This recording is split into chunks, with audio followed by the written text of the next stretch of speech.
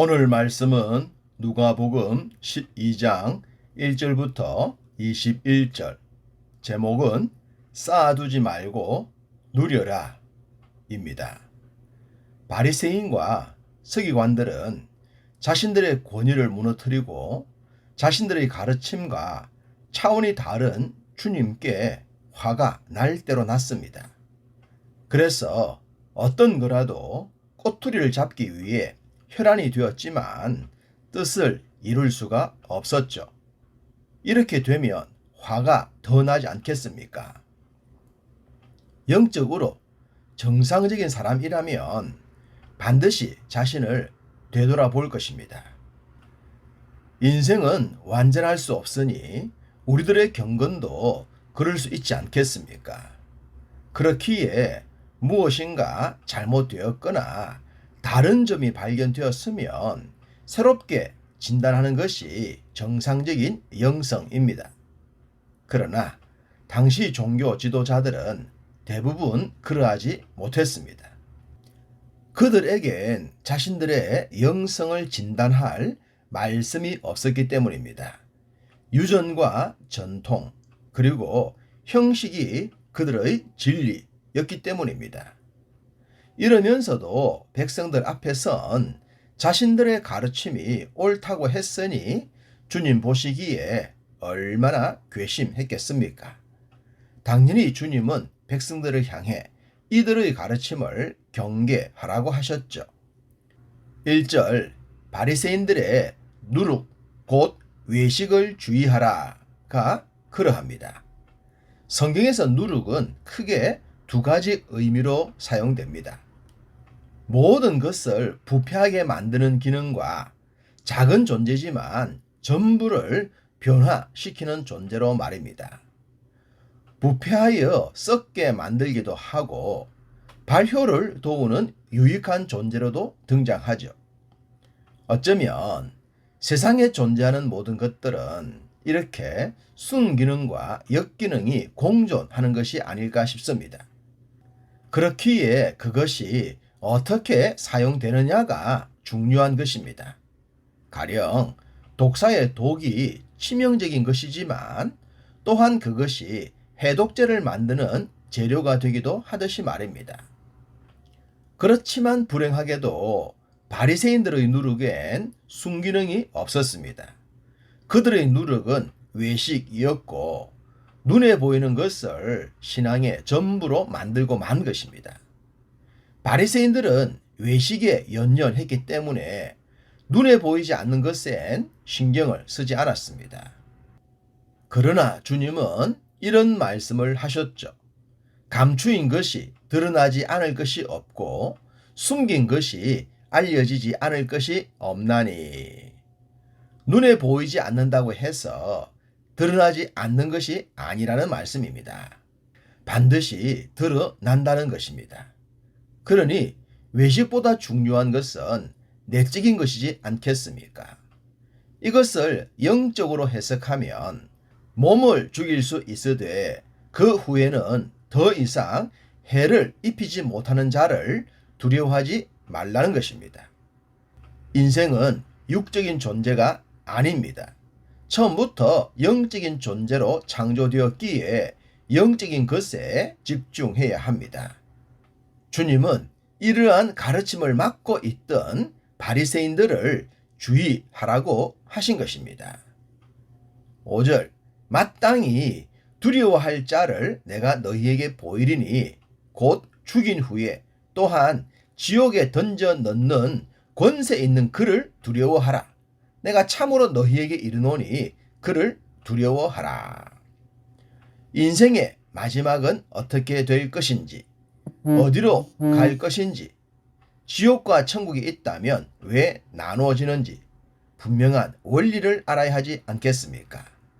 한 인생의 책임자가 되어서 한 생을 산다면 반드시 자신의 마지막에 대해서도 책임을 져야 하기 때문입니다. 주님은 외식과 형식이 신앙의 본질이라고 착각했던 자들에게 이것을 알라고 하셨습니다. 말씀을 드렸듯이 주님의 이러한 가르침을 바리새인들과 서기관들이 알아들을 가능성은 없었습니다. 오히려 주님을 책잡으려 했고 공격할 빌미를 찾았으며 공개적으로 반대하고 배격했습니다. 이런 바리새인들의 행동과 주님의 가르침 사이에 있었던 백성들은 판단해야 했습니다. 누구의 가르침이 옳고 누구의 주장이 잘못된 것인지를 말입니다. 주님은 자신의 가르침이 바리새인들과는 달리 하나님의 사자들과 연결되어 있다고 하셨습니다. 자신을 시인하는 자는 하나님의 사자들 앞에서 인정받을 것이고 자신을 부인하는 자는 하나님의 사자들 앞에서 부인을 당하게 될 것이라고 말입니다. 하나님 앞에서 인정받는 믿음이 진짜 믿음임을 말씀하고 계십니다. 서기관과 바리새인들도 하나님의 나라 사역자로 불림을 받았습니다. 그렇지만 결론적으로는 그들은 하나님 나라의 회방꾼이 되고 말았죠. 지금도 그럴 수 있다는 사실을 기억하고 주의 가르침을 바르게 분별할 수 있는 영성의 소유자가 되어야 할 것입니다. 주님의 이러한 가르침은 서로 밟힐 만큼 수만 명의 무리들이 모인 곳에서 전해졌습니다. 이때 무리 중에 한 사람이 이런 요구를 합니다. 13절 선생님, 내 형을 명하여 유산을 나와 나누게 하소서 라고 말입니다. 좀 엉뚱한 반응이지만 이 사람은 주님께서 자신의 문제를 해결해 줄 수 있을 것이라고 생각했기 때문에 말하지 않았을까 싶습니다.